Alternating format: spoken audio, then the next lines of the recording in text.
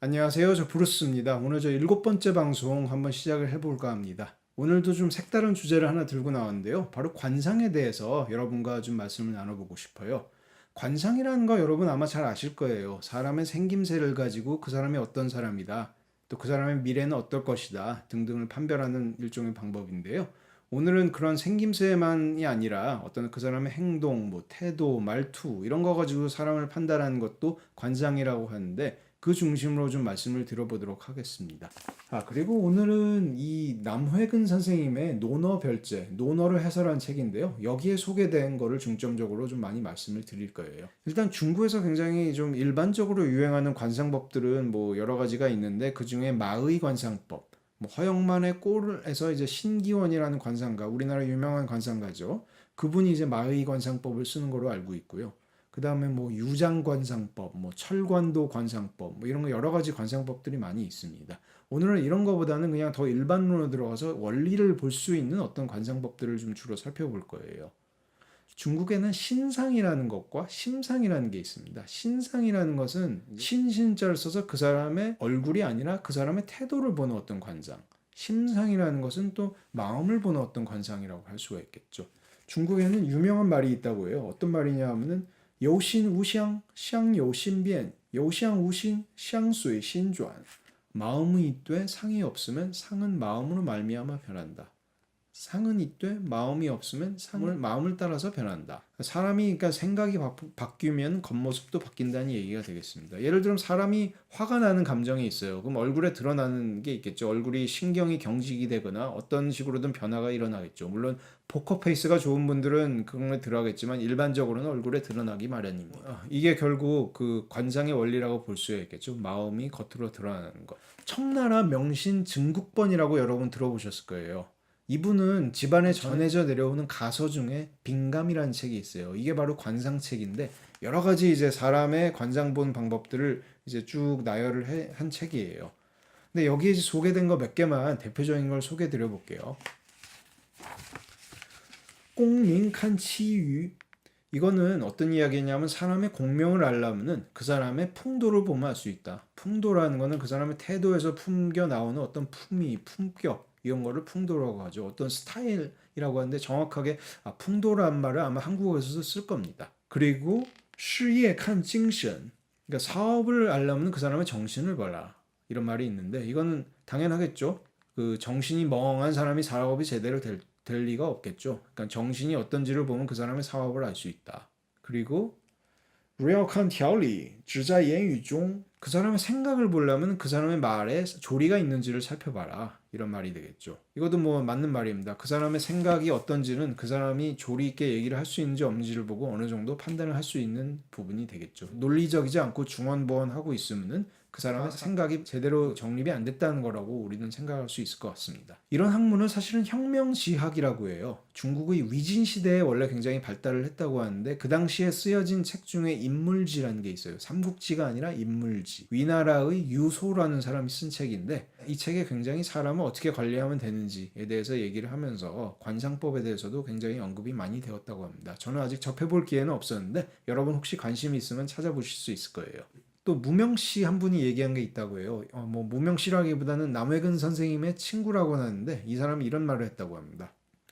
上等人有本事没有脾气，中等人有本事也有脾气，末等人没有本事而脾气虽大.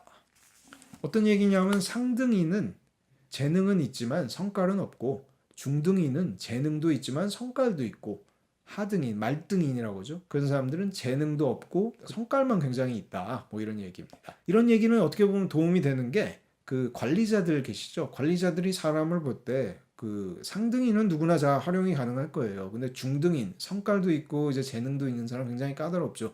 이걸 포용해야 되겠죠. 재능을 활용하려면은 그런 측면에서 중등인들을 어떻게 활용할지 그런 걸 본다면은 좀 포용력이 있는 리더가 도움이 될 거라는 데서 좀 시사점이 있을 수 있겠습니다.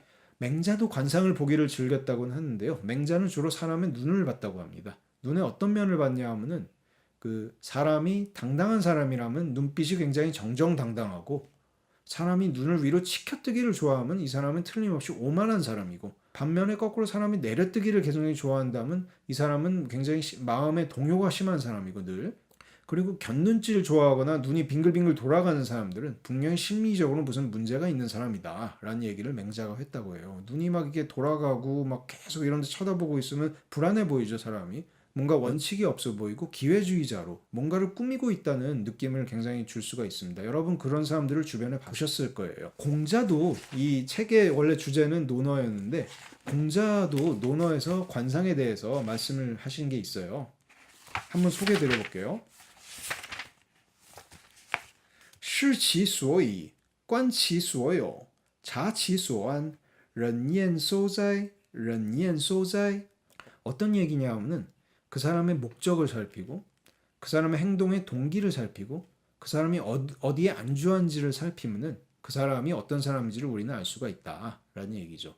공자는 이제 세 가지를 본 겁니다. 그 사람의 사상, 그리고 그 사람의 행위, 그리고 그 사람의 취향, 세 가지를 본 거라고 말할 수가 있겠죠. 이거는 논어의 위정편에 소개되어 있는데요. 사람을 살피는 것이 품행을 기르는 데 있어서 중요하기 때문에 위정편에 소개된 것으로 보여집니다. 네, 그리고 이거는 또 제가 관중이라는 분, 관포지교로 우리한테는 잘 알려져 있는 포수가의 친구, 그 다음에 제나라의 명제상이라고 하죠. 이제 관중이라는 분의 관자라는 책에 소개가 된 건데요.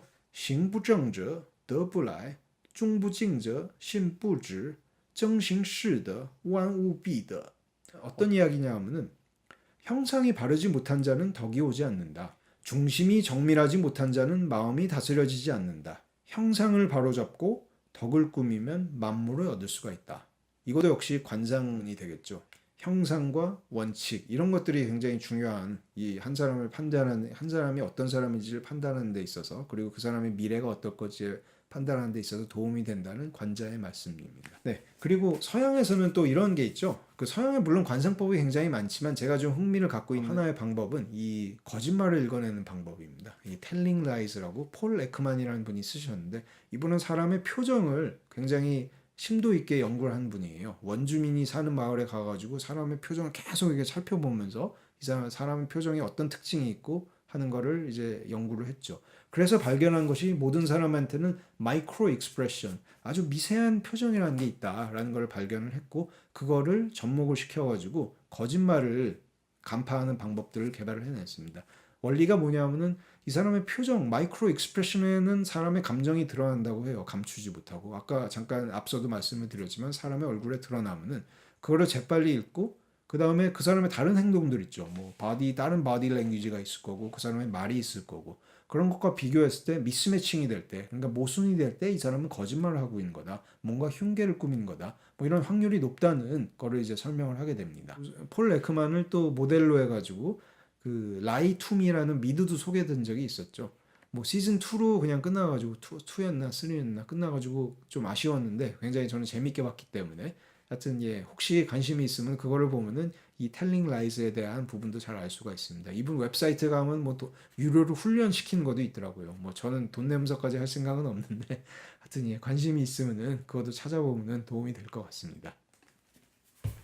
제 경우는 이런 그 관상을 생각하기 전에 평소에 제 경험으로는 이런 거를 많이 봤었어요. 뭐 다리를 떠는 사람, 뭐 저 볼펜 같은 거 계속 뭐 클릭하는 사람, 이 사람 불안해 보이고 뭔가 안정적이지 못해 보인다.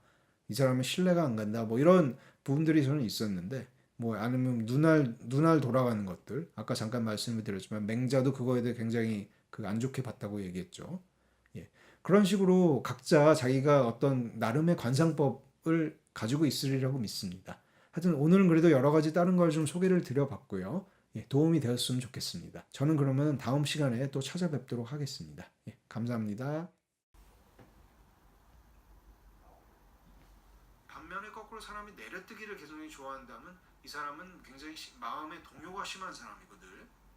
그 다음에 사람이 그리고 곁눈질을 좋아하거나 눈이 빙글빙글 돌아가는 사람들은 분명히 심리적으로 무슨 문제가 있는 사람이다.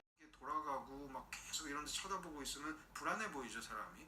뭔가 원칙이 없어 보이고 뭔가를 원칙이 없어 보이고 기회주의자로 뭔가를 꾸미고 있다는 느낌을 굉장히 줄 수가 있습니다. 마르세 뭐하니 거기서? 어? 마르세 거기서 뭐해? 따뜻해 거기가? 마르세 거기서 뭐해? 말했어. 거기서 뭐해? 거의 따뜻해서 올라가.